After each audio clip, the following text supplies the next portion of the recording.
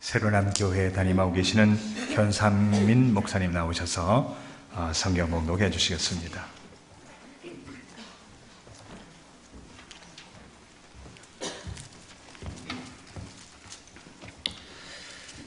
우리에게 주신 하나님의 말씀은 창세기 12장 1절부터 4절까지의 말씀입니다.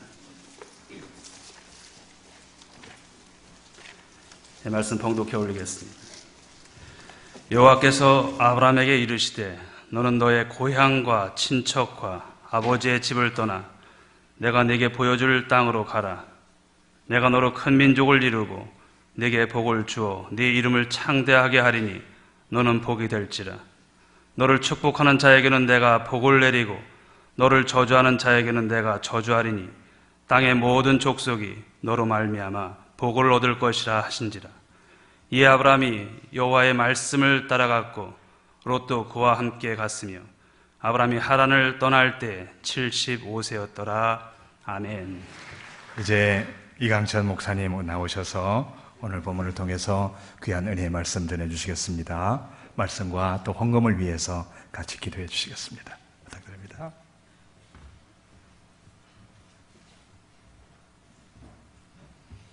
할렐루야. 발은 안 굴르시네 이제.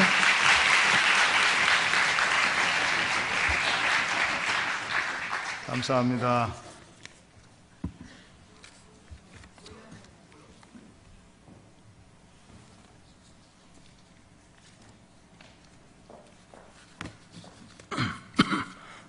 기도하겠습니다.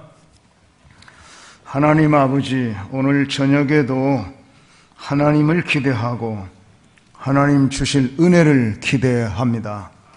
그래서 저희들 사모하는 마음으로 나왔사오니 하나님 저희들을 받으시고 인치시고 성령 부어주시고 하나님 말씀으로 우리를 깨우쳐 주시며 고쳐주시며 새롭게 하여 주시옵소서. 오늘 정성껏 준비해서 이렇게 드리는 감사한 금 인쳐서 영광 받으시옵시고 하늘문을 여시고 100배로 복을 부어주셔서 넉넉히 누리고 넘치도록 부어주셔서 많은 사람들에게 줄 것이 있고 나눌 것이 있는 능력 있는 삶을 복내려 주시옵소서. 오늘 주님을 기대하며 감사하며 예수님의 이름으로 기도합니다. 아멘. 아멘.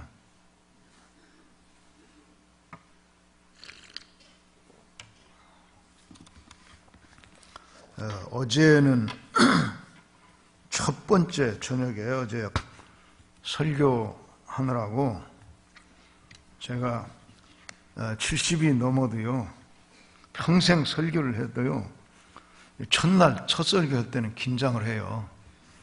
그래서 어제 저녁에 그 부여중앙 장로교회 성가대가 아주 은혜스럽게 찬양을 해서 내가 감동을 많이 받고 한번 칭찬하고 싶다 생각했는데 그만 긴장한 나머지 잊어버렸어요. 네, 어제 찬양 아주 감동적이었고요. 오늘 동남교회 찬양도 또 아주 감동적이었어요. 특히 지휘하신 분의 춤추면서 하는데 굉장한 열정이 느껴졌어요. 감사해요. 이 두 교회 성가대원들 한번 특별히 격려하고 축복하는 박수 한번 드십시오.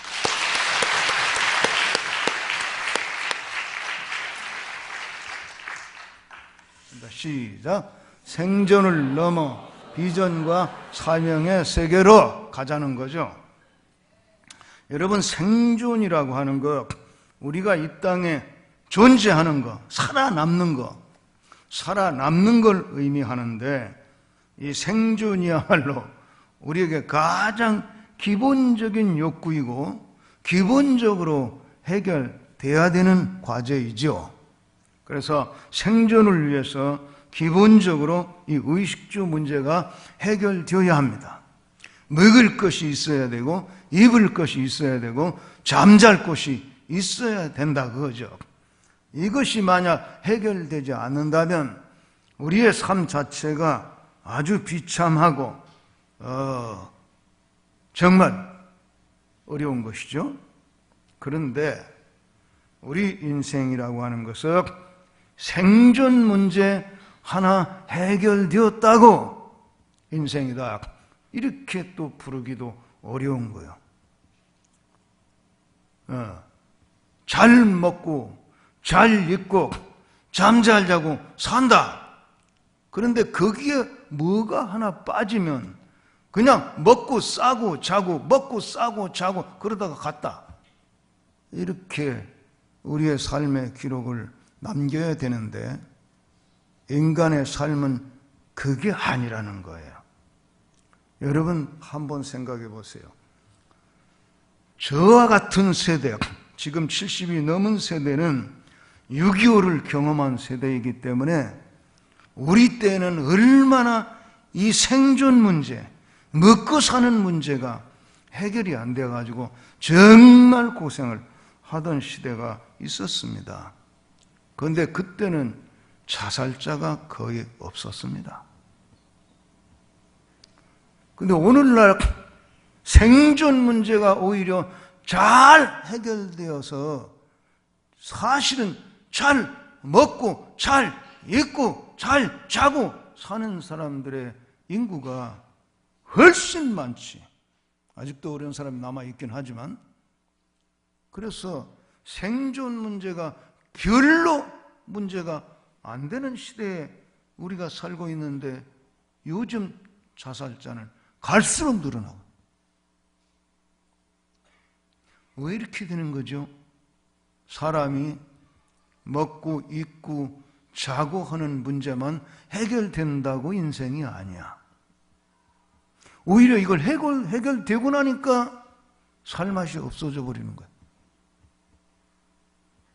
그래서 자살자가 한국에 지금 세계에서 1등이라는 거야. 자살률이 세계 1등. 뭐 할 게 없어서 그런 거 1등을 해요, 그래. 근데 이게 삶이 갑자기 좋아지고 나니까 오히려 삶의 의미를 몰라. 왜 살아야 되는지 살 맛이 없는 거야. 그러니까 턱 하면 그냥 죽어버려. 인생은 먹는 문제 하나 해결된다고 인생이 아니라는 거죠.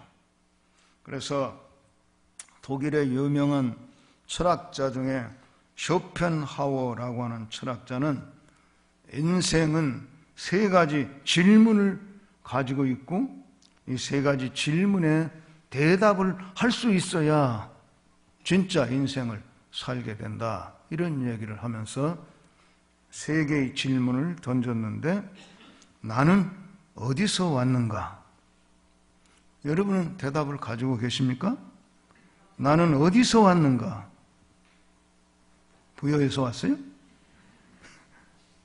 어디서 왔는가? 내 인생의 기원을 묻는 물음입니다. 우리 그리스도인들은 이 질문에 공통된 대답을 가지고 있지요. 어디서 왔어요? 하나님께로 왔습니다. 두 번째 질문은 나는 무엇을 위해서 살 것인가? 여러분, 무엇을 위해서 살 것입니까? 인생의 의미를 묻는 질문이죠. 자, 한번 생각해 보시기 바라고, 세 번째 질문은 나는 어디로 갈 것인가?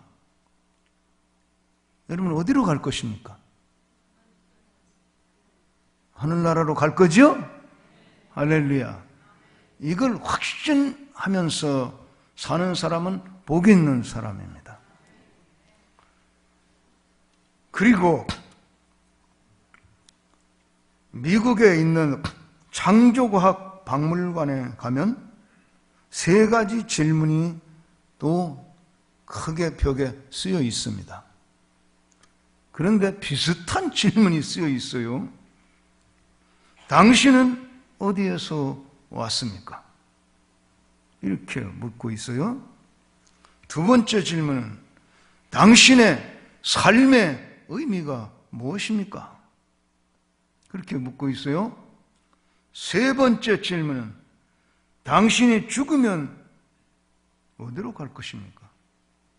이렇게 쇼펜하우어 질문이나 그 창조과학박물관에 있는 질문이나 비슷한 내용입니다. 첫 번째 질문은 내가 어디서 생겨났는가? 마지막 질문은 죽으면 어디로 갈 것인가? 가운데 질문은 당신 무엇을 위해서 살고 계십니까? 무슨 삶의 의미를 가지고 있습니까?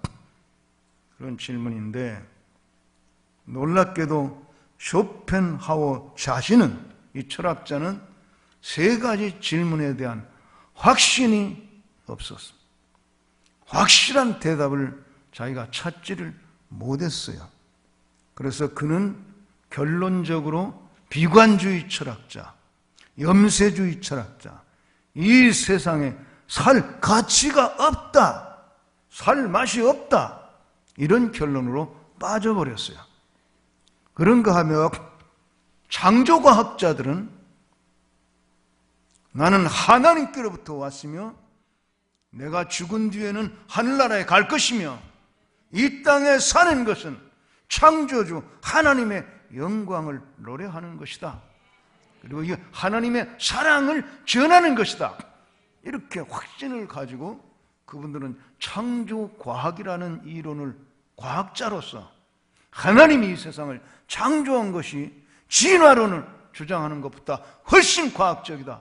이거를 모든 과학적 증거를 동원해서 창조주 하나님을 증거하는, 사실은 전도하는 일에 자기들의 삶의 열정을 불태우고 있는 것입니다. 이 세 가지 질문에 대답을 하는 사람과 대답을 하지 못하는 사람의 삶은 아주 다르단 말이에요. 대답을 하지 못한 쇼펜하우어는 비관주의, 염세주의, 살 맛도 가치도 없는 걸로 결론을 내리고 말지만 이 세 가지 대답에 대한 확신을 가지고 있는 창조과학자들은 엄청난 열정을 가지고 성경을 전파하고 가르치고 복음을 전하고 하나님의 사랑을 세상에 펼치는 이 사명으로 에너지 충만한 그런 삶을 살고 있는 모습을 보여주고 있는 것입니다. 여러분, 오늘 이 세 가지 질문에 다 답을 가지고 확신을 가지고 살 수 있기를 축원합니다. 그래서 이 두 번째 질문에 이번에는 좀 집중해 보려고 하는데, 내 삶의 의미가 무엇인가? 여러분, 무엇을 위해서 살고 계십니까? 여러분, 삶의 의미가 무엇이냐? 우리 그리스도인들은 여기에 대한 대답을 확실히 가지고 살아야 돼요. 그런데 저는 이제 간증으로 넘어가려고 합니다. 오늘 저녁에는 이제 간증 설교 하겠습니다. 그래도 성경 본문을 읽었으니까 왜 그걸 읽었고 이게 무슨 뜻인지 큰 뜻은 일단 제가 설명은 하지요. 저는 제 인생의 의미를 이 창세기 12장을 읽다가 깨닫고 그 깨달은 그 삶의 의미가 내 70평생을 그냥 다스리고 지배하고 끌고 있습니다. 그래서 간증으로 하더라도 이 말씀이 내게 부딪혀 와서 어떻게 내 삶을 만들어 갔는지 간증하게 되면 여러분이 성경을 통해서 여러분의 삶의 의미도 발견할 수 있을 것입니다. 오늘 본문 말씀은 하나님께서 타락해가지고 흩어져 살고 있던 사람들 가운데서 아브라함을 찍어서 불러내시고 믿음의 세계로 가라고 명령하시고, 그리고 하나님의 자녀의 위치로 회복시켜 사실은 구원하는 구원의 역사의 한 시작을 설명하고 있는 말씀입니다. 이 말씀을 통해서 우리가 깨달아야 되는 건 굉장히 많은 진리가 이 안에 함축되어 있습니다. 그래서 저는 이 창세기 12장 1절부터 4절만 가지고도 3박 4일 부흥회를 한 적이 있습니다. 그런데 오늘은 길게 설교도 안 하고 짧게 해버리고 간증하겠다고 하니 이거 제대로 안 되겠습니다마는, 제가 오늘 내 간증을 포함해서 선포하게 될 메시지는 뭐냐? 하나님이 아브라함에게 믿음의 세계로 가라고 명령하시고 약속을 주셨는데 그 약속이 축복의 약속입니다. 그런데 하나님이 아브라함에게 약속하신 축복은 두 가지 차원을 가지고 있다는 것입니다. 하나는 내가 네게 복을 주겠다고 하신 축복. 그래서 아브라함, 또 오늘 우리가 적용할 때는 우리가 하나님께로부터 받아서 누리는 축복입니다. 하나님께서 아브라함을 부르시고 믿음의 세계로 구원하시는 목적은 그동안에 저주 아래 살고 있었으니까 구원받고 내가 네게 베풀어주는 복을 받고 누리고 살고 영생해라. 이 지상에 사는 동안에 누리는 축복과 영원한 천국에서 누릴 축복까지 다 복을 주시겠다고 사실은 하는 것입니다. 그래서 일단 여러분이나 나도 하나님이 주시는 복을 받고 사는 겁니다. 하나님이 주시는 복을 누리며 사는 것입니다. 아, 왜 이렇게 복 받으라는데도 그 아멘이 작아? 너무 많이 받아서? 여러분, 평생 하나님 주시는 축복을 누리며 사시기를 축복합니다. 그런데 제가 깨달은 또 한 차원의 축복이 이 말씀 속에 들어있는데 그건 뭐냐면 너는 복이 될지라. 복이 될지라. 이번에는 복을 받아 누리는 정도가 아니라 다른 사람에게 복이 되는 축복입니다. 하나님이 아브라함을 구원하시고 부르시고 복 주시는 것은 너 혼자 복 누리고 할렐루야 하고 좋아하고 기쁘게 살아라, 그걸로 끝나는 게 아니라 너가 이제는 복의 근원이 되고 복의 통로, 옛날 번역에는 복의 근원이 될지라 이렇게 나와 있어요. 복의 근원이 되고 복의 통로가 되고 너 자신이 복이 되어서 너를 통해서 다른 수많은 사람들이 복을 받고 구원받고 하는 이 역사가 이루어지는 그런 복이 될지라요. 이거 가까운 데서부터 적용을 해서 설명한다면 남편은 아내에게 복이 될지라, 아내는 남편에게 복이 될지라, 부모는 자녀에게 복이 될지라, 자녀는 부모에게 복이 될지라, 형은 아우에게 복이 될지라, 아우는 형에게 복이 될지라, 이웃과 이웃 간에 서로 복이 될지라. 복이 되는 겁니다, 여러분. 복이 되는 인생은 사실 더 큰 축복을 우리가 누리는 것입니다. 그래서 3절까지 읽다 보면 땅의 모든 족속이 너로 말미암아 복을 받으리라.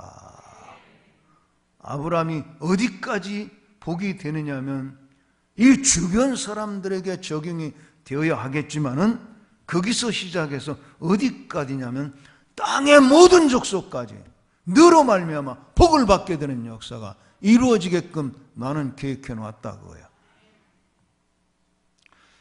여러분, 그건 하나님께서 아브라함을 통해서 이 천하 만민 모든 족속을 다 구원하시고 복 받게 하는 역사를 이루는 주인공으로 아브라함을 사용하실 것을 계획해 놓으시고 지금 그 약속을 선포하는 것이죠.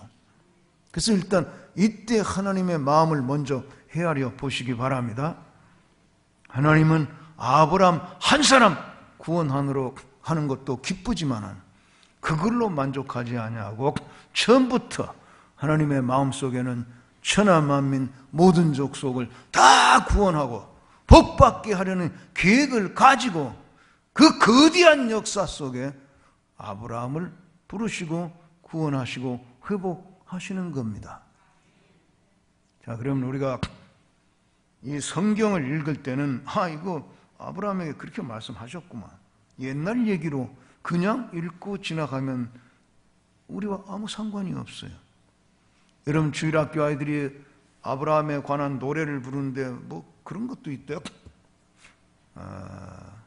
아브라함은 7명의 아들이 있었는데요, 그 중에 하나 키가 크고요, 나머지는 작대요. 이런 노래 있대. 나 그거 잘 모르겠어. 그런 노래 애들이 하고 다니는 걸 내가 들었어. 그거 아무 의미 없어요. 아들이 7명인지 8명인지 나 그 노래 잘 몰라서 모르겠는데, 그게 아들이 7명이 있다, 8명이 있다, 100명이 있다, 이거 중요한 게 아니야. 누구 하나가 키가 크고 나머지 작은 거 아무 중요한 게 아니야. 그거 100번 노래하고 100번 외워도 그거 아무 소용없어. 중요한 건 뭐냐? 거기에 들어있는 하나님의 마음이 뭐고 하나님의 뜻이 무엇이냐, 그걸 깨닫는 것이고, 그걸 깨닫고 내가 그 말씀을 붙들 때는 이 말씀이 아브라함에게 하신 말씀으로 끝나는 게 아니라 바로 나에게 하시는 말씀. 그런데 저는 어제 간단히 얘기했지만 피난민이 돼가지고, 예수님 알지 못한 채로 피난민이 돼가지고 여기 바로 부여, 은산면, 경돈리, 상돈, 두턱골이라고 부르는 깊은 산속으로 피난을 와가지고 살다가 15살 때 전도를 받았고, 은산 성결교회 나가다가 1년 정도 지난 다음에 예수님을 만나는 체험을 하고, 그리고 성경을 읽다가 보니까 이 창세기 12장 읽는 동안에 처음 발견한 것은 내가 네게 복을 주어, 이거밖에 발견이 안 됐어요. 그 뒤에 말씀들이 있어도 뭔지 몰라 내가. 처음 읽자마자 이거 다 깨닫는 사람은 어디 있어요? 뭔지 모르는데 하나님이 내게 복을 주겠다는 거야. 할렐루야. 그래서 나는 그 저주 아래 살고 있었지만은 하나님이 복을 주시리라고 하는 말씀을 붙들고 기도하기 시작했지요. 그런데 제가 예수님을 만나고 나서는 신앙이 아주 급속도로 뜨거워졌습니다. 급속도로 뜨거워져 가지고 이제 병도 하나씩 물러가고 그렇게 하는 가운데 뜨거워지는데, 이 동남교회 원로 목사인 정하천 목사하고 공주성결교회 원로 목사인 김승환 목사하고 여기 이강천이하고 3명이 기도 동지가 됐는데, 이 셋이 목요일 저녁마다 망심산이라고 하는 그 산에 올라가 가지고 밤새도록 산 기도를 하곤 했는데, 야, 그렇게 막 뜨거워져 가지고 기도하면서 몇 년을 자라났단 말이에요. 자라나는 중에 제가 하루는 창세기 12장을 또 읽게 되는데, 이 두 번째 차원의 축복이 내게 깨달아지는 거예요. 그 당시에 성경 번역은 너는 복의 근원이 될지라 이렇게 되어 있어요. 근데 이게 막 깨달아지는데 흥분이 막 되는 거예요. 내가 저주 아래 살다가 복을 받게 된 것만도 지금 굉장히 희망적이고 행복한 미래를 그리게 됐는데, 이 두 번째 차원이 깨달아지니까, 아니 내가 이제는 복의 근원이 돼가지고 여기서 내 안에서 복이 솟아나면 어떻게 되겠어요? 솟아나면 너도 복 받으라, 너도 복 받으라, 너도 복 받으라. 복을 막 주고 복을 나눠주고 복을 베풀어주고 막 할 수 있잖아요. 그런 존재로 살게 하시는구나. 하나님이 아브라함에게 하신 말씀인데 내가 깨달아지니까 하나님이 나에게 주시는 음성으로 들리는 거예요. 들려. 내 인생은 보통 인생이 아니구나. 저주 아래 사는 건 끝났고 하나님의 복을 받고 누리는 인생을 희망 삼고 지금 살고 있는데 이 정도가 아니구나. 복의 근원으로 세워져서 너도 복, 너도 복, 너도 복, 너도 복, 복이 막 나를 통해서 흘러가는 복의 강물 역할을 내가 해야 될 모양이구나. 이거 깨달으니까요, 잠이 안 와요. 너무 흥분해가지고. 그래서 그 목요일마다 망심산에 올라가서 세 친구 함께 기도할 때 하천이하고 승환이는 무슨 기도했는지 몰라. 나는 하나님, 내가 복의 근원이 되게 해 주세요. 그렇게 기도가 시작이 되는 거야. 여러분, 좀 더 구체적으로 얘기하면 그렇습니다. 저는 피난민으로 살았기 때문에 청년 시절까지도 굶주리며 배고프며 살았습니다. 피난 시절 초기에는 진짜로 먹을 게 없어가지고 굶는 날도 많았고, 부잣집에서 갖다 버리는 음식 찌꺼기를 내가 뒤져본 적이 있습니다. 너무 배가 고파서.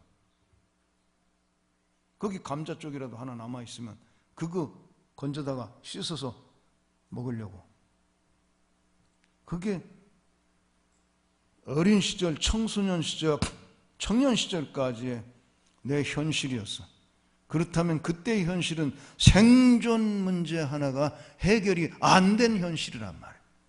생존 문제가 내게는 아주 심각한 거예요. 그런데 이 두 번째 축복을 깨닫고 나서는 내 기도부터가 확 바뀌어버리는 거예요.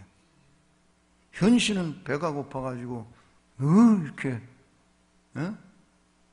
그런데 기도하려고 하나님 앞에 딱 엎드리면, 하나님, 나 배고파요. 먹을 것 좀 주세요. 이거 기도 안 해. 그런 정도는 졸업했어, 이제. 현실은 배고픈데 기도실에서는 이미 그거 지나갔어. 그럼 어떻게 기도하느냐? 하나님, 내가 지금 배가 고프지만 장차는 배고픈 사람들을 먹이며 살 수 있게 해 주시옵소서. 뛰어넘어서 이제 이 복이 되는 하나님이 주신 이 말씀, 그게 내 기도가 되었고 내 삶의 의미가 되는 거예요. 내 인생은 복이 되는 거야. 복의 근원이 되는 거야. 복을 어떻게 받을 것이냐? 이건 벌써, 그건 몇 년 동안, 초신자 시절 몇 년이 있었지, 청년 시절부터는 그거 굶주리면서도 거기 이미 넘어갔어. 비전이 생겼고 나는 복이 되어서 할 거야. 앞으로 뭘 할지는 나도 몰라. 뭘 하든지 간에 나는 복이 되어서 할 거야. 다른 사람들에게 복을 끼치는 존재가 될 거야. 이강청이 때문에 복받았다는 사람들이 수없이 나오게 될 거야. 그래서 그 기도는, 나도 하나님이 나의 인생을 복의 근원이 되어 사는 데까지 예배하시고 계획해 놓으셨는데 내가 그 수준까지 살지 못하고 간다면 나는 억울한 거지. 그러니까 난 반드시 복의 근원이 될 거야. 그때는 복의 근원으로 번역되어 있으니까, 복의 근원 되니까 좀 말이 우리로서는 감당이 안 되는 말이긴 하죠. 복이 될 거야. 복이 되게 해달라고만 부르짖는 거야. 산에 가서 기도할 때도 밤새 부르는 게, 어떤 형태로든 나는 많은 사람에게 복을 끼치고 복을 나눠주고 복을 베풀고 하여튼 복이 되고, 전도하고 막 이렇게 기도하고, 그 다음에 여기 본 대로 땅의 모든 족속이 너로 말미암아 복을 얻을 것이니라 했으니, 나로 하여금 땅의 모든 족속이 구원받고 복받게 되는 그 역사의 한 페이지에 나도 써 주십시오. 그렇게 기도하게 되더란 말입니다. 그래서 내가 지금 70평생 돌아보면 하나님이 내게 어떻게 이런 걸 깨닫게 해주셨을까? 이 깨달음이 복이야. 너무너무 나는 감사한 거야. 현실은 생존 문제 하나가 해결되지 않아서 배가 고프지만 내 기도 속에서는 이미 생존 문제를 뛰어넘어서 비전과 사명의 세계로 나아가는 기도를 드리고 있게끔 하나님이 인도하셨다는 거죠. 그래서 그 망신산에는 아직도 그 음성이 남아있을지도 모릅니다. 하나님, 나로 하여금 복이 되게 하시옵소서. 굶주린 사람 먹일 수 있게 해 주시옵소서. 멸망해가는 영혼들 구원할 수 있게 해 주시옵소서. 심지어 땅끝까지 모든 족속 천하만민까지 하나님 다 구원하시기를 원하시니 나도 그렇게 되기를 원합니다. 그렇게 기도했는데, 그렇게 기도하다 보니까 하나님께서 제게 도전을 하시는데, 네가 논이 있냐, 밭이 있냐, 산이 있냐, 아무 농토도 없이 이 시골 구석에서 살아봐야 네 생존 문제 하나, 너 먹고 사는 거 문제 하나 해결하기 어려운데 이러고 앉아 있어가지고 남을 먹이고 살리고 구원하고 하는 그 인생을 언제 만들겠냐? 더 넓고 더 가능성 있는 세계로 도전해라. 거기서 어떻게 도전해요? 공부해라. 공부. 하나님 중학교도 안 보내주시고 공부를 어디 가서 하라고요? 이놈아, 내가 길을 열어줄 때까지는 공부하라고. 공부할 길을 찾다가, 물론 우리 은산교회에서 하는 고등국민학교 있어서 1년 동안 중학교 과정을 배웠고, 여기 오늘 와 앉아 계신데 문영결 장로님이 그 당시에 국어 선생님을 하셨어요. 우리 문 장로님이 잘 가르쳐 주셔서 제가 지금 시인이 됐잖아요. 국어, 시인 맞죠? 이렇게.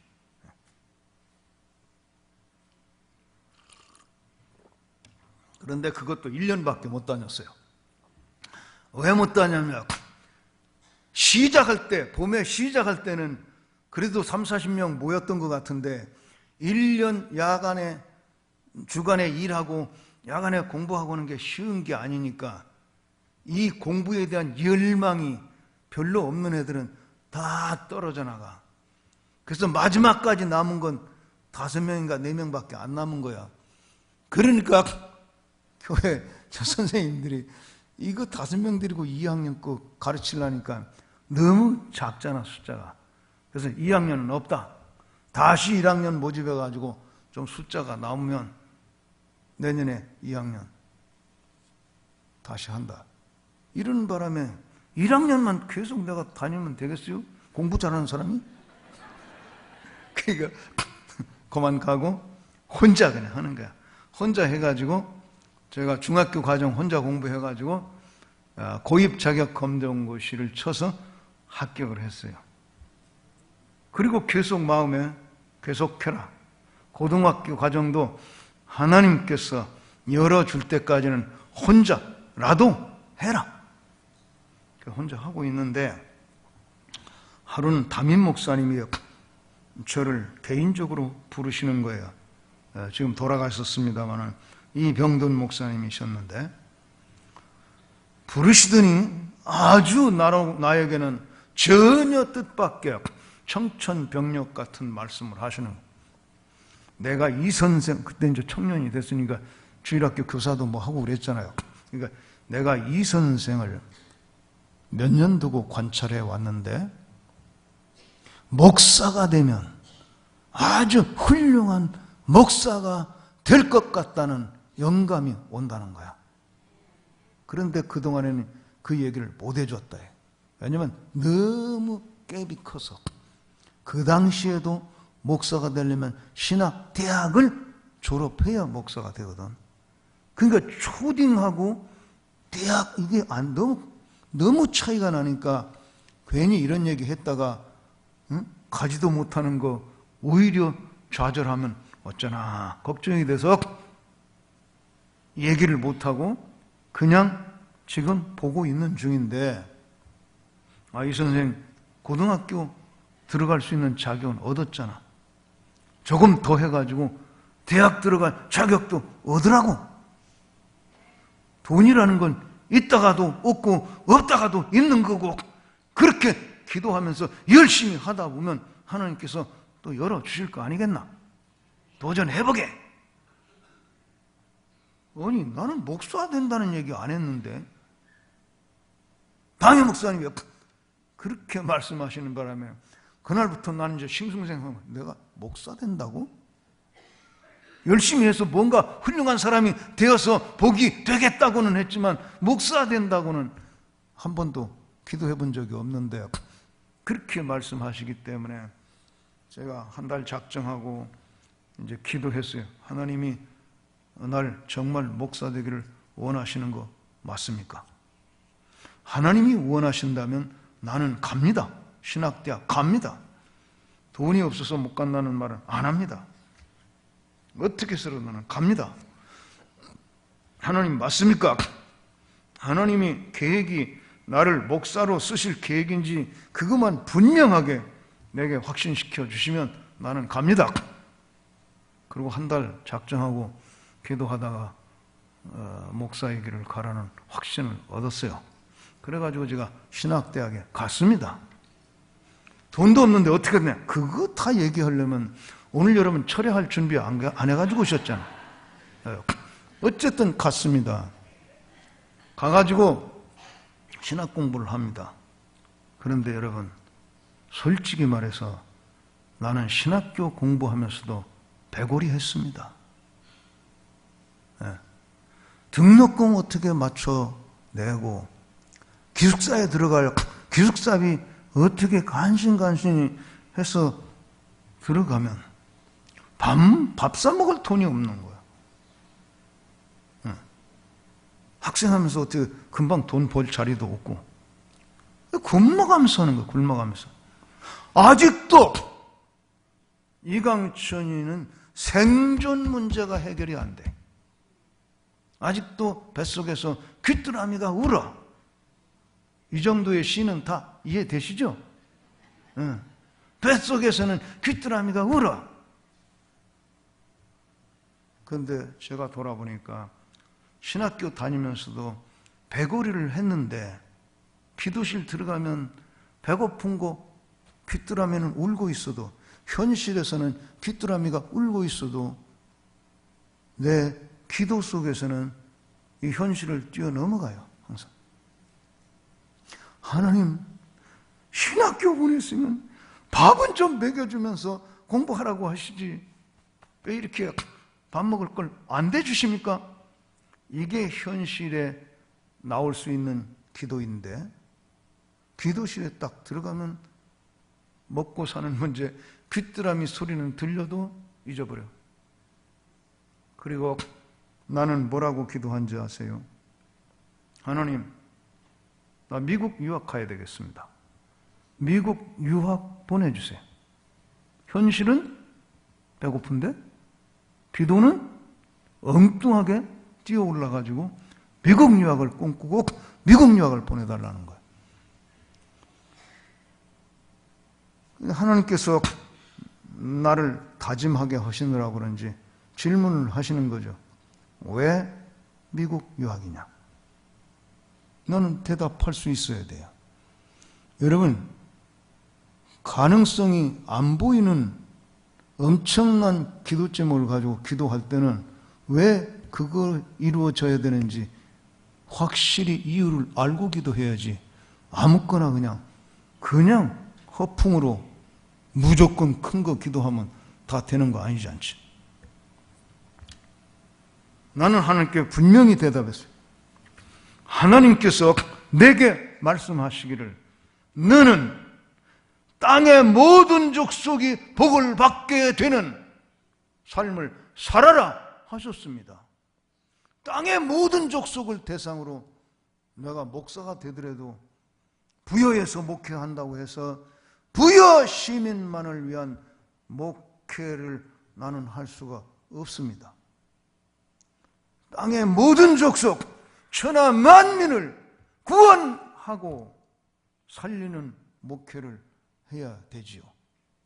그래서 지금은 아직 본격적으로 사역 현장에 나간 게 아니고 준비하고 있는 기간이니까 내가 준비할 때 세계를 상대로 일할 수 있도록 준비하고자 합니다.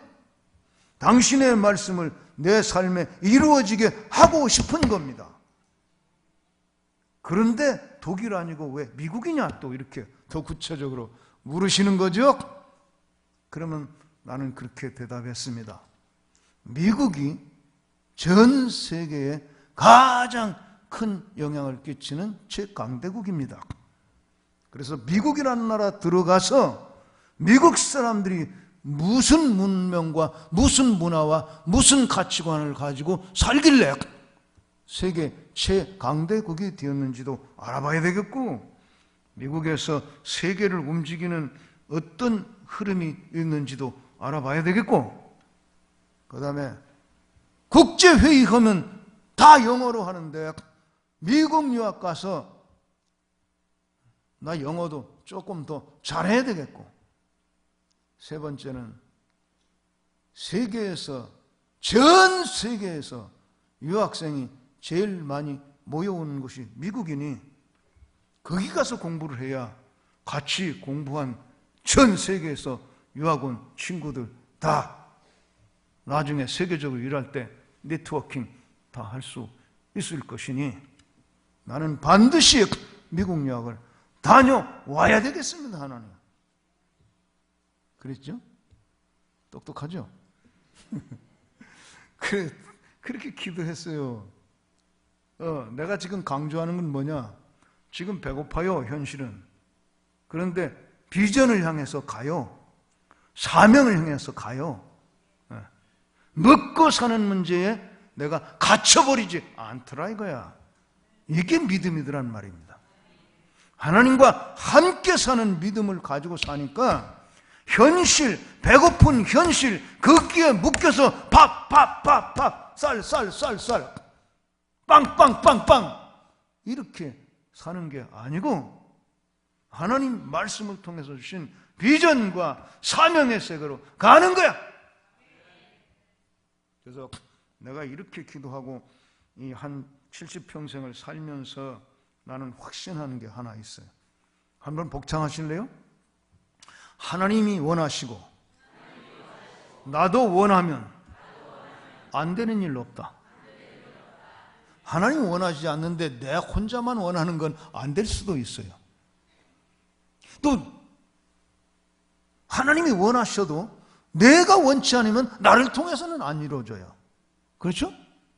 근데 하나님이 원하시고 나도 같이 원하면 그 일은 안 될 게 없어요.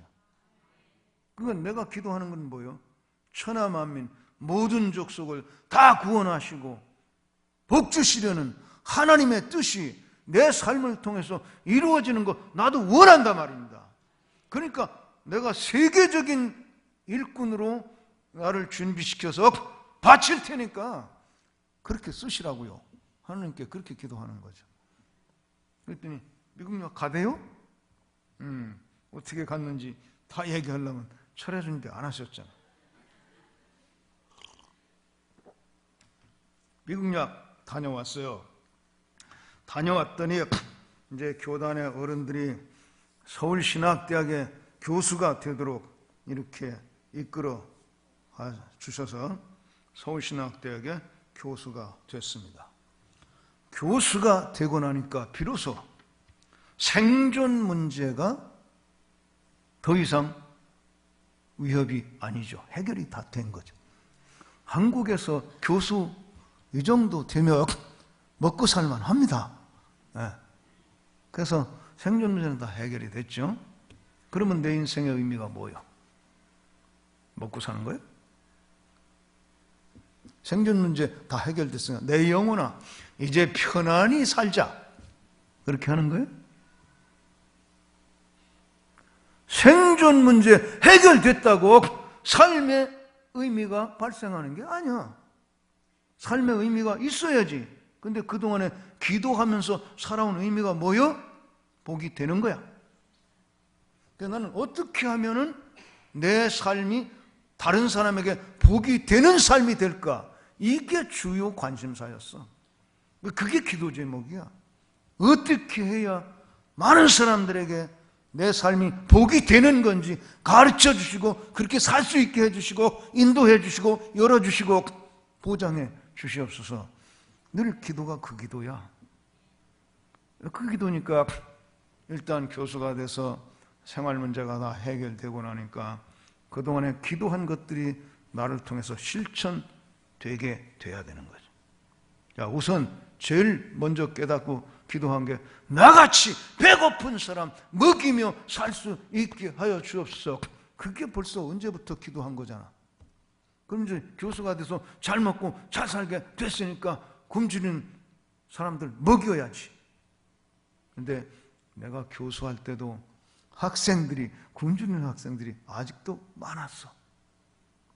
그래서 제가 결심한 것이 우리 학교에는 굶주리는 학생 하나도 없다. 그렇게 만들겠다 이거죠. 그렇게 기도하면서, 하나님께 기도하면서 제가 교수가 되자마자 하나의 캠페인, 운동을 일으켰는데, 저 운동권 사람이에요. 운동을 일으켰는데 뭘 했냐면 심플 라이프 스타일 운동이라는 걸 일으켰어요. 교수들에게도 막 내가 설득해서 같이 하자. 학생들에게도 선포하고 강의실에서도 막 얘기하고 따로 개인적으로 만나도 얘기하고 해서 했는데, 그 심플 라이프 스타일 운동이 뭐냐? 심플이란 말은 영어인데 간단하다, 검소하다는 뜻이고, 라이프 스타일은 생활 방식, 생활 양식이고, 검소한 생활 방식으로 살자는 운동이에요.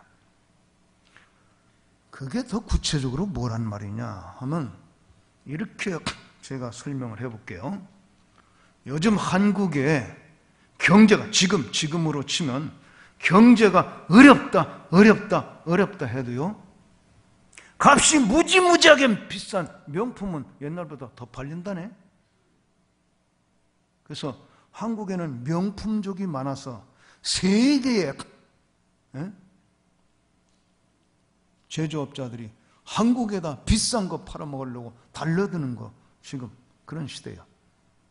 그 중에 하나만 예를 들면 여성들이 주로 들고 다니는 백, 가방. 이 명품족들은요, 가방 하나가 아무리 싸도 1,000만 원 이상짜리 들어야 명품 들었다고 그래요. 1,000만 원, 2,000만 원, 때로는 억대 가는 가방도 들고 다니면서 폼을 재는 거예요. 그런데 그리스도인들은 그렇게 사는 거 아니다. 1,000만 원짜리 가방을 들어야 살맛이 나는 것처럼 착각하지 말아라. 그거는, 그런 명품백 들고 폼재고 다니는 여성들은 다 시위하는 거다. 나 고립이었다. 그렇게 시위하는 거다. 나는 삶의 의미도 모르는 여자다. 이렇게 시위하고 다니는 거다. 그런 얘기야. 그래서 1,000만 원짜리 가방을 살 게 아니라 10만 원짜리 사라. 내가 인심 써서 지금 10만 원짜리도 주는 거야. 10만 원짜리를 들고 다녀도 당당하게 걸어 다닐 수 있다. 그리고 990만 원 남는 거 가지고 진짜 가치를 창조하고 의미를 만들어내는 것이다. 지금 이 학교로 이제 돌아가서 이 학교에 아직도 굶어가면서 공부하는 학생들이 지금 수십 명이 있다. 1,000만 원짜리 가방 들고 다닐 게 아니라 10만 원짜리만 들고 990만 원 여기다 풀어버리면 굶주리는 학생 없다. 한 학기 굶주리는 학생 다 먹일 수 있다. 그렇게 살자 이거. 이게 심플 라이프 스타일 운동이야. 돈 벌었다고 그거 의미도 없고 가치도 없는 일에 그거 들고 다니면서 무슨 가치가 지금 발생하는 거예요? 나 굴렸다는 것만 선전하고 다니는 거지. 안 그래? 그 사람들은 그 맛에 살지만 그게 그러니까 골이 벽기 때문에 그런다니까. 그런데 이걸 아껴가지고 굶주린 사람 먹이며 이 생명들을 살리는 가치가 창조된단 말이에요. 할렐루야? 그래서 그 운동을 하면서, 근데 학생들이 무슨 돈이 있어요? 그렇게? 명품 살 만한 돈이 있는 학생들은 아니요. 그러나 정신이 그렇다는 거야. 그래가지고 용돈 아껴 써가지고 니네 친구 굶는데, 니네 친구는 지금 굶고 있는데 너는 먹고 남아서 그거 가지고 영화 구경이나 여러분 다닌다고 그게 살맛이 나겠냐? 이런 영화 구경 가지 말라는 뜻은 아니야. 제 아내가 영화를 참 좋아하는데 내가 그때부터 영화 구경 가는 대신에 굶주린 학생 식권 사주라고 이렇게 하다 보니까 저는 영화 구경을 안 갔어요. 그래서 제 아내가 영화 구경을 그렇게 좋아하는데 못 갔어요, 많이. 어쨌든 그리고 교수들에게도 학생들이 굶고 있는데 뭘 가르치는 거냐 우리가? 무슨 학? 설교학, 전도학, 선교학, 예배학, 그거 잘 가르친다고 그게 교육이냐? 굶어 배고픈 학생들 그냥 모른 채 하면서 그게 교육이냐 말이야. 교수들 찔러댔지 그냥. 찔러대서 그럼 어쩌란 말이냐? 당신 월급의 10분의 1만 내놔. 굶주린 아이들 먹여야 되니까. 나도 내놓고. 그래서 나 혼자 해가지고는 한 명밖에 못 먹이잖아. 그런데 여럿이 하니까 다 먹일 수 있다고. 할렐루야? 그래서 염치불구하고 막 옆구리 찔러가면서 내놔. 또 다른 11조 띠라고. 11조는 하나님께 예배드리는 거 갖다 바치고 그건 건들지 말고, 그거 말고 11조 한 번 더 떼서 여기 학생 먹이는 자금으로 내놓으라고. 그렇게 찔러댔더니 그래도 나하고 비슷한 연배의 교수들은 막 내가 맘 놓고 하니까 많이 동참했어요. 그래서 그 당시에 우리 학교에는 굶어서 밥 못 먹고 강의실에 들어오는 애들 없도록 그렇게 하고, 그걸로 끝나지 않고 용돈 아껴가지고 선교운동 해야 된다. 선교운동. 하나님은 천하만민 모든 족속을 다 구원하시고 복 주시기를 원하시니까 그 마음 품고 우리가 헌신해야 된다. 선교회를 만들자. 학생들하고 선교회 만들어가지고 선교헌금 해서 선교사 후원운동 하자. 그래서 선교회 만들어가지고 선교사 후원하는 운동을 그 가난한 학생들과 더불어 만들어 나가는 거예요. 아까 식사 끝나고 잠시 당회장실에서 얘기하다가 이 조일래 목사에 대한 성결교 총회장도 하고 한 그 목사인데, 조일래 목사 얘기를 아까 좀 했는데요. 그 조일래 목사가 그때 선교회 초대 회장입니다. 제가 교수하면서 선교운동 일으킬 때 초대 선교회 회장이었어요. 그분은 막 평생 목회하는데 진짜 선교 많이 하는 교회 했어요.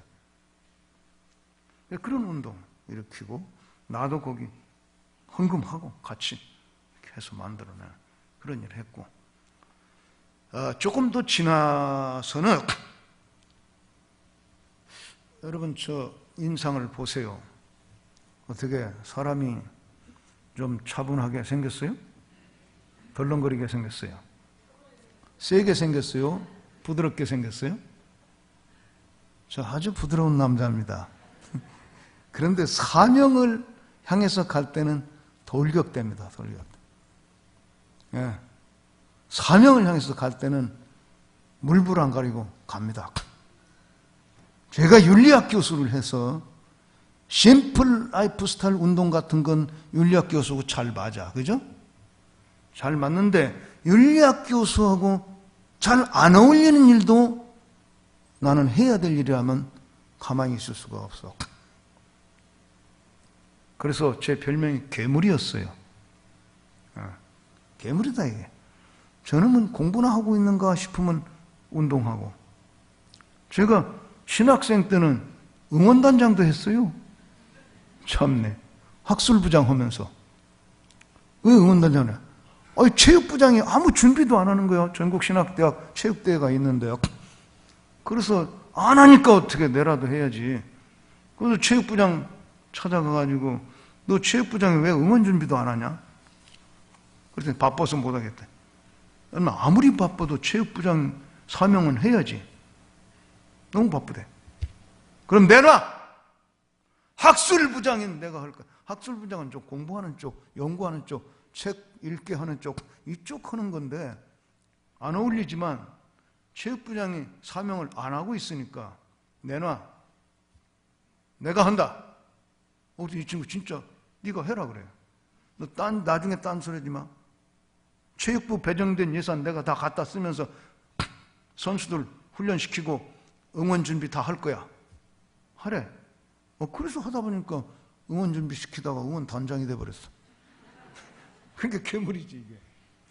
그런 식으로 신학대학에서 전도학이 있는데 전도학 교수가 강의실에서 전도학은 강의하는데 전도 훈련이 없어요.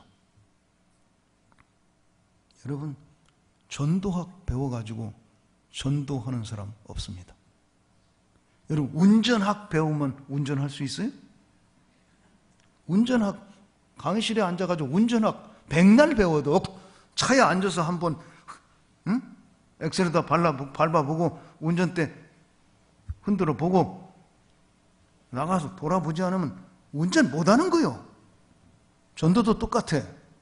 전도학 백날 배워도 가서 부딪히고 해보지 않으면 못하는 거야. 그래서 할 수 없이 윤리학 교수가 또 나섰지. 전도훈련 시킬 거다, 나와라. 그랬더니 상관없이, 학점과 상관없이, 나도 무슨 월급과 강사료와 상관없이 이건 사명으로 하는 거야. 더 전도 많이 해야 되거든. 할렐루야. 여러분, 교회와 그리스도인은 전도에 헌신해야 돼요. 교회는 전도 전략을 가지고 있어야 되고요. 지금 전도가 안 된다, 안 되는 시대라고 안 된다 하고 그냥 말고 있으면 이거 사명 감당 안 하는 거죠. 어떻게 하든지 성도들을 전도 현장에 동원해서 전도할 수 있는 전략을 짜는 건 목사님들의 책임이고, 전도에 헌신하는 건 성도들의 책임이고. 할렐루야. 오늘 괜히 왔나 보다. 네? 괜히 왔나 봐. 전도 안 한다고 얻어 터지는 것 같네 그냥. 그래서 전도 훈련을 제가 시키기 시작했어요. 내가 밥 싸주고 떡 싸주면서 애들 훈련시키는 거야. 나도 개인전도 잘 할 줄 모르는데 그냥 내가 전도팔 훈련을 받았고 전도팔 본부장도 했거든요. 그냥 가. 들이밀어서 교수 간판 내려놓고 얼굴 철판 깔고 애들 데리고 나가는 거야 그냥. 그 학교 밑에 가면 세종병원이 있어. 병원에 가서 환자들은 누워서 고통하니까 좀 그렇고 거기 와서 지키고 있는 사람들부터 전도하고, 부천역에 가서 지나다니는 사람도 다 붙잡고 전도도 해보고, 성심여대 인하대학교 막 인천까지 가서 전도하는 학생들 끌고 가서 하는 거야. 근데 그 전도 폭발 운동이 그때 서울신학대학에 일어나가지고 지금까지 꺼지지 않고 계속 이어지고 있어요. 선배가 후배 훈련시키고 선배가 후배 훈련시키면서 지금까지 40년 가까이 지금 진행되고 있다. 하나님은 한 인간이라도 더 구원받고 하나님의 축복의 세계에 들어오기를 원하신단 말이에요. 그러니까 전도해야죠. 그 다음에 신학대학인데 신학대학 선교학 교수가 있어요. 근데 선교학 교수는 강의에서 선교학을 가르쳐요. 나는 속에서 열불이 나는 거야. 이 젊은이들에게 선교학이라는 학문만 가르쳐가지고 이게 어디 선교사가 나오냐? 그래서 또 눈깜땡깜하고 방학 때 선교 훈련 갈 테니까 여기 갈 사람 나와라. 게시판에 광고 붙이고 모집을 해서 매주 토요일마다 훈련시키는 거예요. 훈련을 어떻게 시키냐면 저는 이 학생들 데리고 나가면 그냥 구경하고 오는 게 아닙니다. 가서 전도하고 옵니다. 어느 나라 가도 전도합니다. 그러니까 그만큼 훈련을 시켜야죠. 어떻게? 말도 모르는데. 말 모르지만 몇 마디만 훈련시키면 돼요. 내가 다 잊어버려서 지금 모르겠는데 예를 들면 중국으로 간다 그러면 중국말을 그 중국 선교사가 들어와 있는 안식년에 들어와 있는 사람이 있잖아. 그럼 그 데려다가 이제 교육을 받는 거야. 몇 가지만 가르쳐 달라고. 기본이 있어. 뭐냐? 자기 소개하는 거. 한국어래. 나 한국에서 왔다. 그리고 나는 지금 중국말을 공부하는 중에 있다. 당신 본토 중국인 발음을 내가 들어보고 싶은데 이것 좀 한번 읽어봐 주시오. 그리고 전도지 내놓는 거야. 그까지만 중국말 하면 돼. 그까지만. 이것 좀 한번 읽어주세요. 여기까지 이제 중국말, 태국 갈 때는 태국말. 그렇게 해가지고 중국말로 된 전도지를 가져가고 태국 갈 때는 태국말로 된 전도지를 가지고 가는 거야. 그래서 내놔. 그럼 그 사람이 외국인이 자기네는 나라 말 배우겠다고 읽어달라고 하니까 아주 친절하게 읽습니다. 정확하게 발음 또박또박 하면서 읽어줍니다. 그러면 다 읽고 나면 이제 감사하다고 해야잖아. 쉐쉐. 중국말로 같으면. 감사하다. 아이니, 예수 아이니. 나 너 사랑하고 예수님도 너 사랑한다. 거기다 전도지에서 이미 읽었으니까. 그런 식으로 전도하는 거예요. 그리고 워십 댄스, 그냥 말 안 하고 몸짓으로 하는 드라마, 십자가의 은혜 이런 거 몸짓으로 하는 드라마 이런 거 다 내가 다 훈련하는 게 아니야. 나는 대장 노릇만 하고 그거 가르칠 수 있는 사람 불러다가 시키면 되는 거야. 그럼 불러다 시키면 돈 들잖아. 돈 조금 들 사람으로 무슨 뽑지. 밥 싸주고 하면 돼. 그 정도야 내 호주머니 떨어도 아깝지 않아. 훈련시켜가지고 실제 갑니다. 한 달씩 나갑니다. 한 달씩. 그랬더니 선교학 교수가 굉장히 미안해 하면서 이 교수님 학생들을 먼저 훈련시키지 말고 나를 훈련시켜 주시오. 그래서 내가 할 수 있도록. 근데 선교학 교수 그것도 모르는 거야. 어떻게 해야 될지. 공부만 했기 때문에. 그렇게 겸손하게 나오길래 그럼 좋다고 이번엔 당신이 인솔자로 가고 나 보조자로 가자고. 그래서 공식적으로는 그 선교학교에서 인솔자로 하고 내가 준비는 다 해놓고 같이 가는 거야.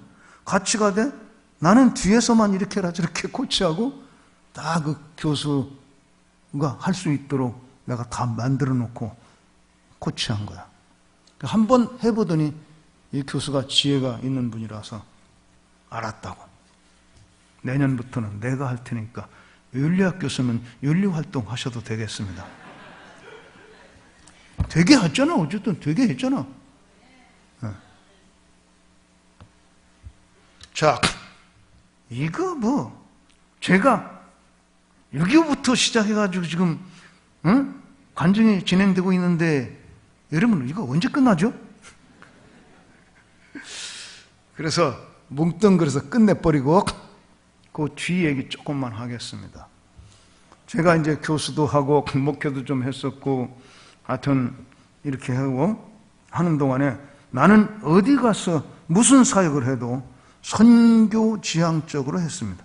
목회를 해도 가서 선교 많이 하는 교회로 만들고자 해서 자꾸 선교사 후원하고 이렇게 하는 운동을 일으키고 또 청년들 훈련할 때도 베풀고 주고 하는 그런 훈련. 예를 들면 밀양교회 같은 데 가서는요, 밀양에 가서 내가 목회한 적이 있는데 이거 꺼내면 길어지는데 길어져. 생략. 어쨌든 청년들 가만 안 놔도 나는 가면은 자기들이 헌금해가지고 그 지역에 어려운 고아나 의지할 데 없는 노인들이나 이런 사람들 헌금해가지고 쌀 사주고 연탄 사주고 옛날이니까 그렇게 가서 섬기고 헌금해서 그 양반들 살 수 있게끔 도와주는 이런 사역하도록 청년들 다 뒤집어가지고 그렇게 만들어 놓고 또 미자립교회 헌금도 하게 만들어서 이 교회에서만 그렇게 한 게 아니야. 교회에서도 하고 청년들도 하도록 다 만들어 버리는 거야. 그리고 선교사 후원하도록 이렇게 다 뒤집어 놔. 그냥 편안히 그냥 자기들 말이지. 심지어 처음에 갔더니 교회 예산에서 보조비를 줘요. 보조비. 청년의 활동 보조비. 이게 말도 안 되네. 그래서 그거 반납하라 그러죠. 반납하고 네가 바쳐라. 청년들이 자기 헌금해서 하나님 나라를 위해서 헌신하는 연습을 시켜놔야 큰일을 하지. 자라가지고 이거 보조비나 줘가지고 활동하게 만들어 놓으면 어떻게 되는 거야? 그래서 다 뒤집어서 선교하게 만들어. 전도하고 선교하고 전도하고 선교하고 막 어려운 사람 섬기고 막 하는 거 이렇게 막 다 만들어 버리는 거야. 그냥. 교수할 때는 학생들 다 뒤집어서 봉사하고 선교하고 전도하도록 만들어 버리는 거예요. 다는 못했지만 상당 부분 이제 난 간 뒤집어 놔 그냥. 뭐 이렇게 그냥 적당히 편안히 사는 건 축복이 아니야. 감격으로 살아야지. 감격으로. 뭔가 일하는 재미로 살아야지. 내가 가치 있는 존재로 지금 살고 있다는 감격으로 살게 해줘야죠. 할렐루야? 근데 제가 살아보니까 사명에 사는 게 최고 살맛나. 네. 하나님이 우리를 사명의 세계로 이미 부르셨는데 이게 너무 큰 축복이야. 사명으로 살면 지칠 줄 몰라. 사명으로 살면 기쁨이 있어. 사명으로 살면 에너지가 솟아. 그러니까 막 이렇게 하는 거야. 그러다가 이제 제가 바나바 훈련원이라는 걸 마지막에 이제 세우게 되고 그 초대 원장으로 20년 동안 훈련을 목사님, 사모님, 선교사님, 안식년에 들어온 선교사님들 재훈련, 영성 보강 훈련을 하는 사역을 하나님이 또 하게 하셔서 그거 했는데 그 훈련은 원장 시절에 나는 경제적인 대우가 제일 적은 거예요. 교수할 때보다 넉넉지 못하고 또 총회 선교국장도 했는데 그때보다도 넉넉지 못하고 목회할 때보다도 넉넉지 못하고 훈련원장 20년은 이 돈과는 참 내가 돈을 넉넉히 써보지는 못하는 그런 재정적으로는 좀 작은 그런 생활을 했는데 그런데 나는 사명으로 살아보니까 사명으로 일하고 사명으로 살 때는 돈이 있느냐 없느냐 그거 먼저 따지지 않더라. 능력이 있느냐 없느냐 이거 먼저 따지는 게 아니에요. 다 같이 한번 복창해 주실래요? 능력이 먼저가 아니라 사명이 먼저다.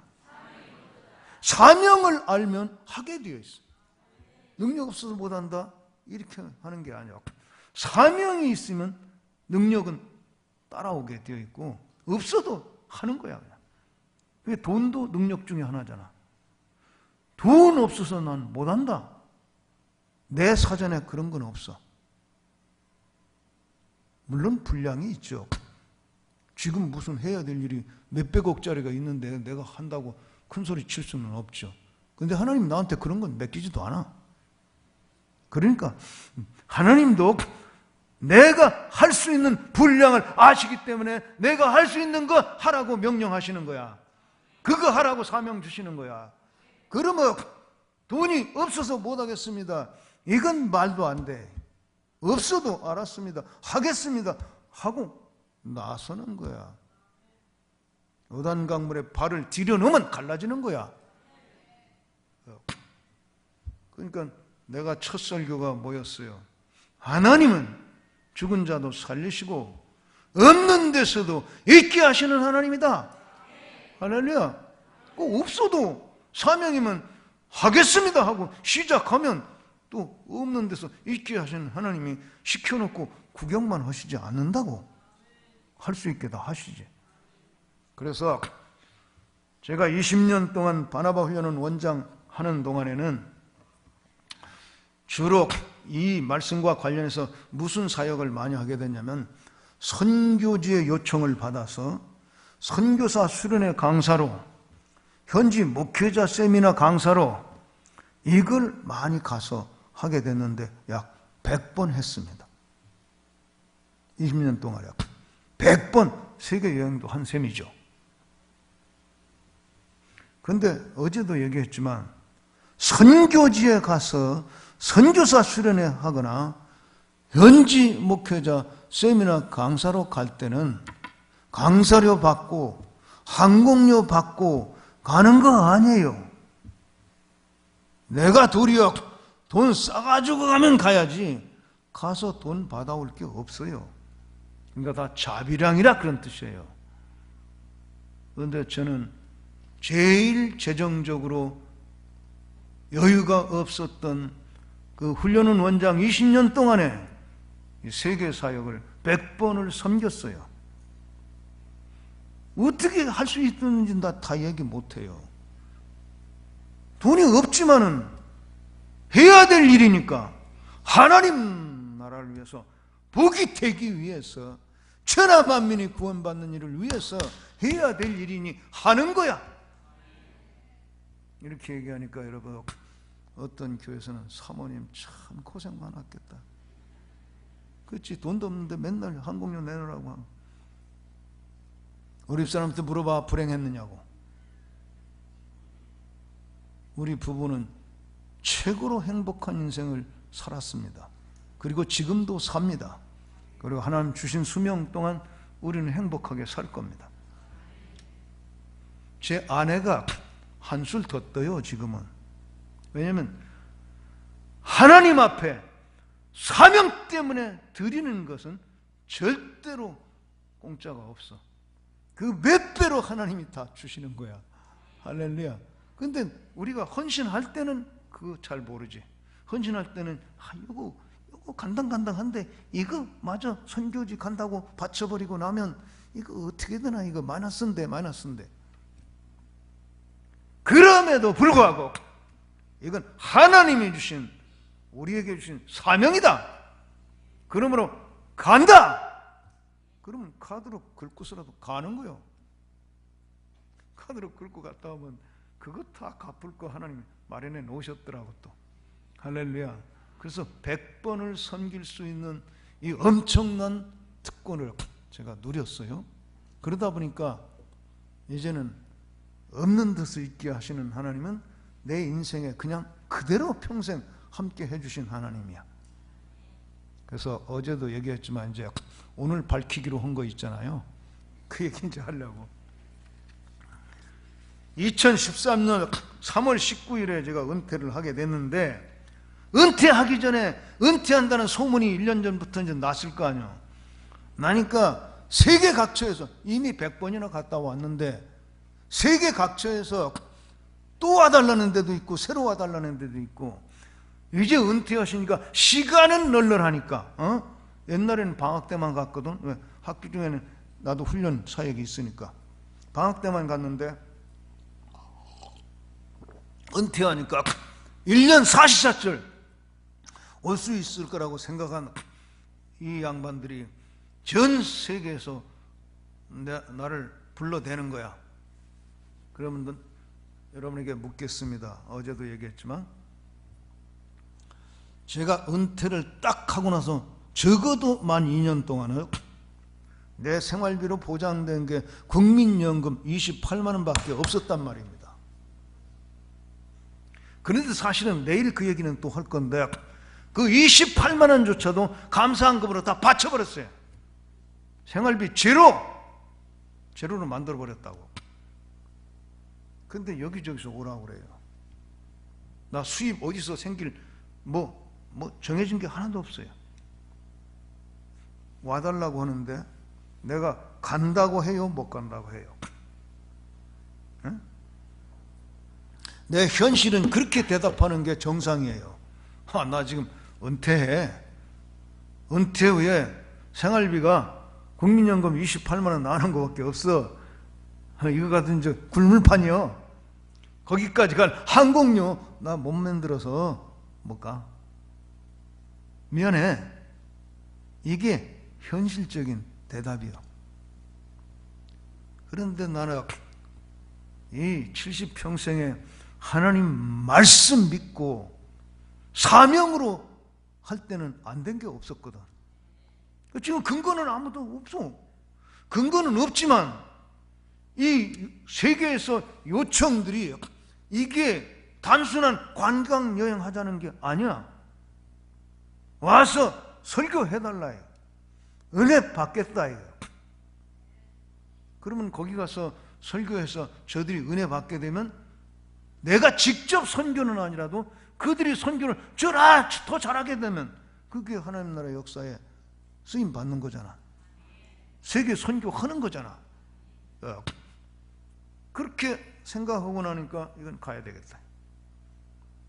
그래서 간다.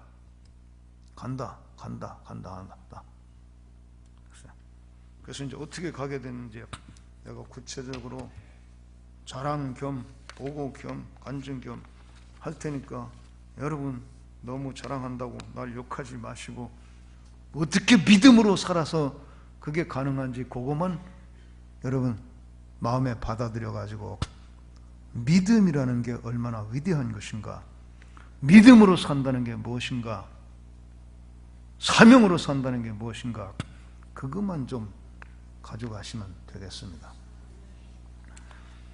2013년 3월 19일 은퇴식을 하고 3월 20일 바로 다음날 출국을 해서 이집트에 가서 선교사 수련회를 인도했습니다.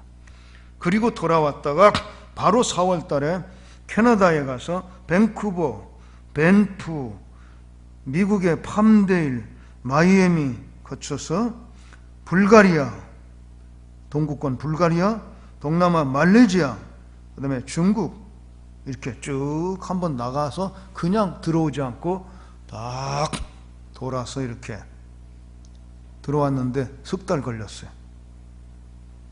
한 나라 가서 한 번만 찔끔 먹은 게 아니니까 여러 가지 사역이 연계돼 가지고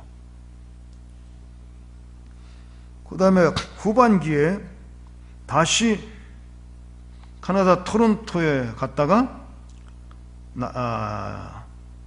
중미 과테말라에 갔다가 남미 페루 볼리비아 가서 사역하고 토론토 거쳐서 귀국을 했는데 9월 1일 날 출발해 가지고 11월 30일 날 들어왔어요. 전반기 후반기 이렇게 지구 2바퀴 도는 거예요. 그 다음에 아직도 28만 원밖에 난 받는 게 없어요. 근데 그것도 감사한금으로 드렸어요. 2014년 2월에 태국 가서 사역하고 오고 3월에 캄보디아 갔다 오고 4월에 네팔 갔다 오고 5월에 중국 갔다 오고 6월에 터키 갔다 오고 7월에 한국 갔다 오고 8월에 루마니아 갔다 오고 9월과 10월에 한국 갔다 오고 11월에 미얀마 갔다 오고 근데 웃지도 않아. 한국 갔다 왔다 해도.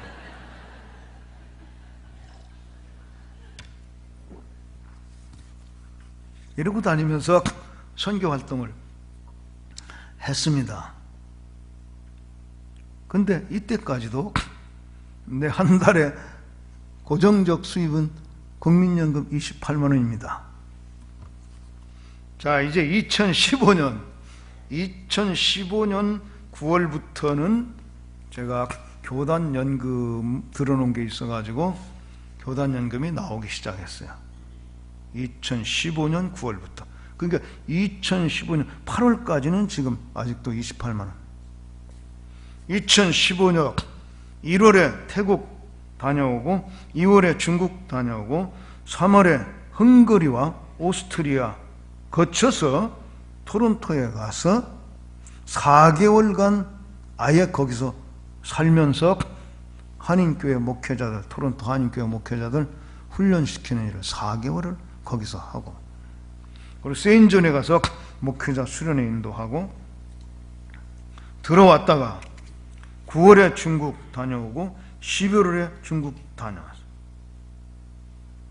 2016년 작년에 1월에 태국, 4월에 오스트리아, 5월에 중국을 2차례 갔다 오고 6월에 카나다 가서 또 한 달 동안 사역하고, 9월에는 미국과 페루와 브라질을 다녀오고, 10월에 오스트리아, 독일, 이태리 다녀오고, 11월에 중국 가서 사역하고 왔습니다.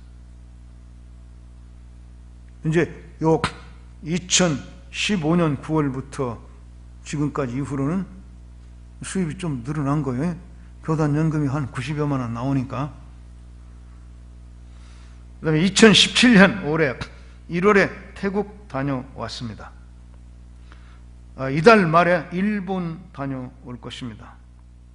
5월에 중국 다녀올 것입니다. 6월에 터키와 독일을 다녀올 것입니다. 7월에 중국을 다녀올 것입니다. 10월에 다시 중국을 다녀오도록 여기까지만 약속이 되어 있습니다. 올해.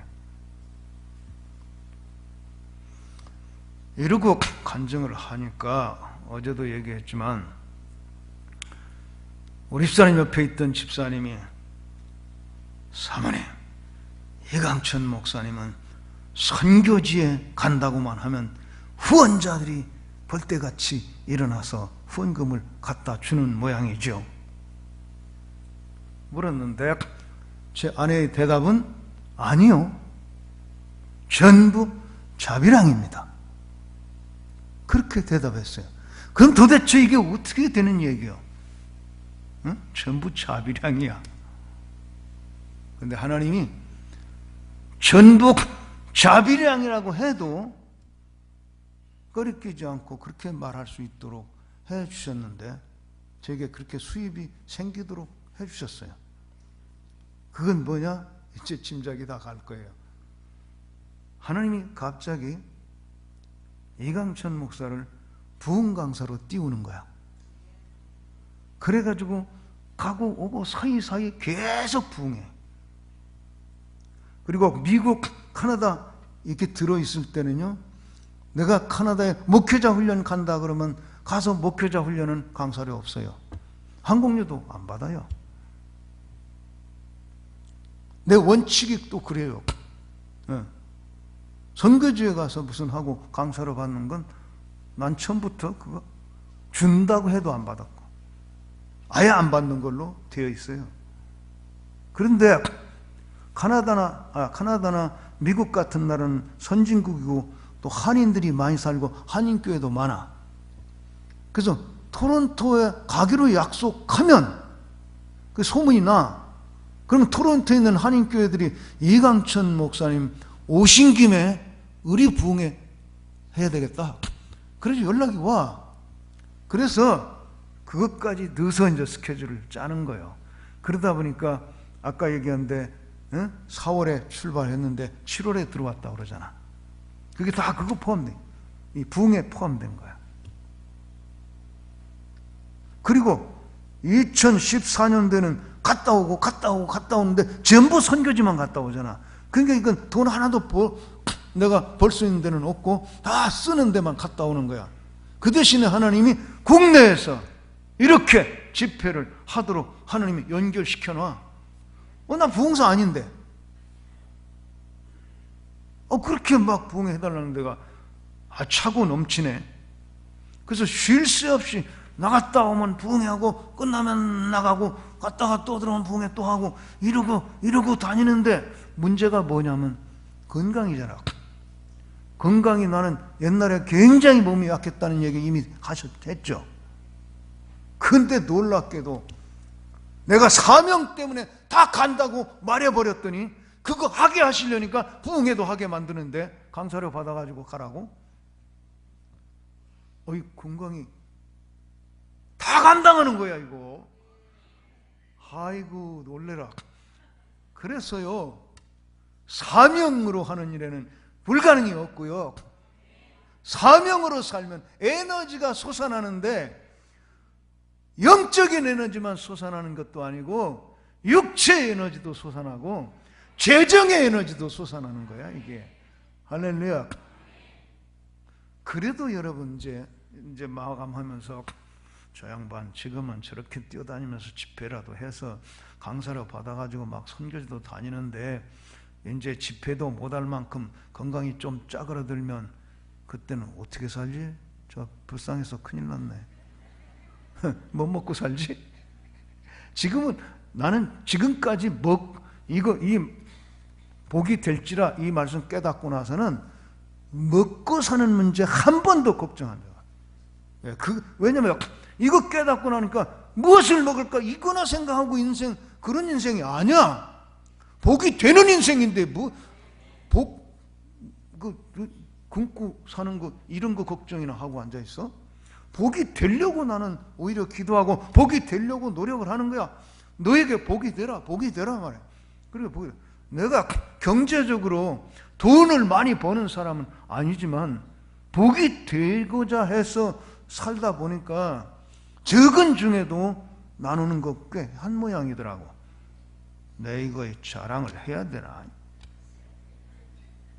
여러분의 믿음을 위해서 내가 자랑할게요.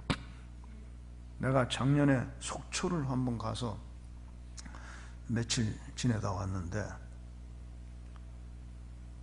거기 나를 아버지라고 따르는 젊은 목사가 있어서 야, 내가 속초 갈 일이 있다. 거기 호텔 좀 하나 잡아놔라. 그랬어요. 갔더니 리조트를 하나 잡아놨어요. 그래서 거기 지내면서 일을 보고 하는데 이 친구가 식사 때마다 또 와가지고 꼭 나를 대접하는. 야, 이번 점심은 내가 쏠게. 아니다. 이 속초에 오신 이상은 목사님 쏠 자유가 없습니다. 이건 다 내 몫입니다. 그래서 내가 쏠려고 해도 벌써 다 지불해놓고 다 해놔가지고 한 번도 못 쐈어요. 이제 호텔비를 내가 내려고 하는데 이미 다 지불해버렸어요. 이거 말이 안 되잖아, 이거. 내가 후배 목사한테 아무리 내가 은퇴했어도 이렇게까지 대접을 받고 다니는 거는 이건 안 되겠다. 그래서 야, 너 왜 그렇게 나 한 푼도 못 쓰게 네가 혼자 다 대접하는 거야, 이거? 어? 나 오히려 기분 나쁘다. 나 은퇴했어도 말이야 이 정도는 쓸 능력이 있다고. 네가 호텔 잡아주고 음식 안내만 해줘도 되는 건데 왜 다 네가 쓰냐. 그리고 야단을 쳤더니 목사님 이 정도 가지고는 목사님의 은혜를 나는 어림도 없습니다. 다 못 갚습니다. 그래. 무슨 은혜가 있어요? 나 잊어버리고 살았는데 제가 어느 교회 전도사로 있다가 사정이 생겨서 사임을 하고 다른 교회 전도사로 가려는데 이게 연결이 안 돼가지고 약 1년 동안 실업자로 지내던 시절이 있었습니다. 그렇지. 그런 때가 있었던 것 같네. 그때 목사님께서 매달 제 통장에 생활비를 넣어주셨습니다. 뭐라고? 내가 언제 그런 짓을 했어?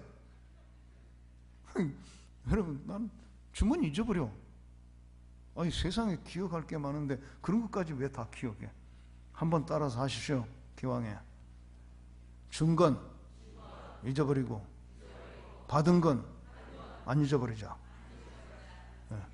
주고 안 잊어버리는 건, 안 잊어버리고 공치사 하는 건 이건 진짜 준 게 아니야. 주면 그때 주고 끝난 거야.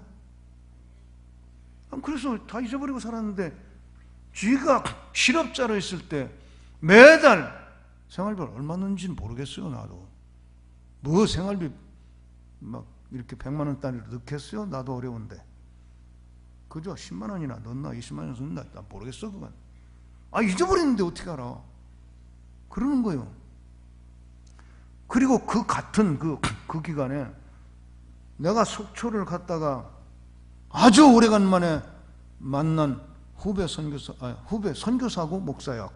근데 중국 선교사로 갔다가 쫓겨나가지고 나와서 그 속초에 있는 한 요양병원에 원목으로 일하고 있더라고. 그래서 그가 거기서 일하는 줄도 난 모르고 갔어. 그런데 내가 속초에 왔다는 소문이 그에게 들렸어. 이게 찾아온 거야. 숙소로 찾아왔어요.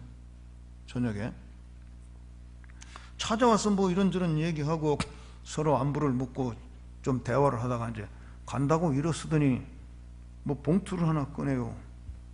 봉투를 하나 꺼내가지고 내미는 거야. 이게 뭐야? 목사님 은퇴도 하셨는데 용돈 좀 드리고 싶었어요. 용돈? 무슨 용돈이 이렇게 두꺼워? 이게 봉투가 아주 두툼해요. 두툼해. 주길래 받았는데 너무 두꺼운 거야. 그래서 뭐 이렇게 많이 줘? 하고 쓱 펴보니까 5만 원짜리인데 이렇게 두껍네. 이거 안 받아. 무슨 용돈을 이렇게 많이 줘 한 번에. 안 받아.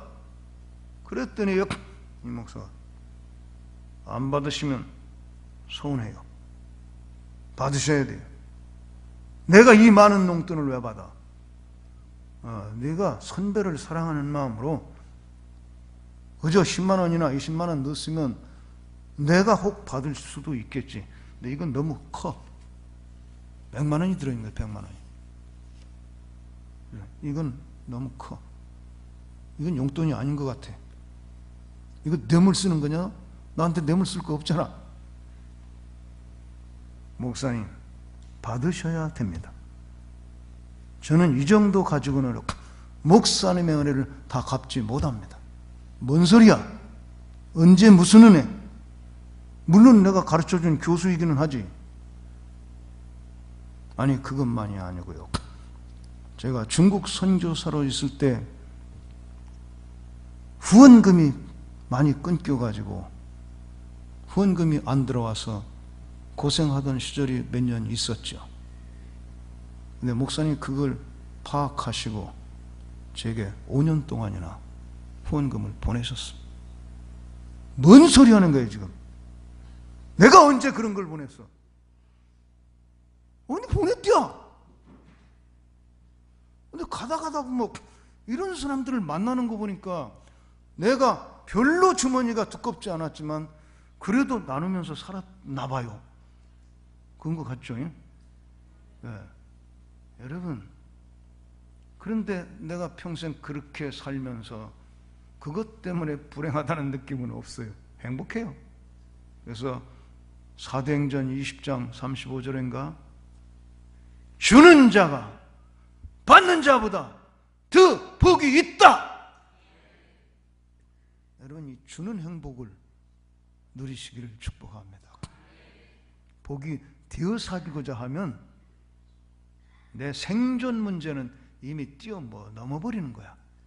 내 생존 문제에 갇히면 그냥 거기서 허둥 밤 새벽부터 밤중까지 뛰고 달리는데 맨날 뭐 어떻게 먹을까, 뭘 먹을까, 뭘 입을까, 뭐 어디 살까, 맨날 이거 생존 이러고 살고 다 갈 거예요, 여러분? 응? 그리스도인으로 그렇게 살다 가는 건 이건 억울해. 왜? 하나님이 복이 될지라 여기까지 계획해 놨는데 여기 살다 가야지. 여기. 할렐루야. 그래서 교회는 전도 열심히 하고 선교 열심히 하는 교회가 돼야 되고, 우리 성도들은 베풀고 나누고 그리고 선교 헌금도 하고 전도를 위해서 투자할 줄 알고. 할렐루야. 여러분 망하라고 나 이거 안 해. 여러분 부담되면 잊어버려. 나는 여러분에게 부담을 지우려고 오지 않았어요. 여러분 진짜로 행복한 인생을 살라고 왔어요. 진짜로 행복한 인생은 하나님 말씀에 근거한 사명으로 살면 행복해요. 살맛이 나요. 여러분 지칠 수가 없어요. 늙을 수도 없어요. 귀는 잘 안 들리지만.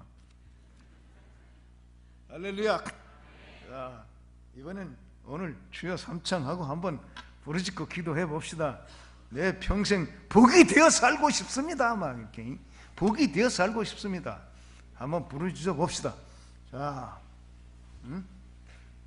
준비하시고 주여 삼창하시고 통성으로 부르짖고 기도하겠습니다. 주여, 주여.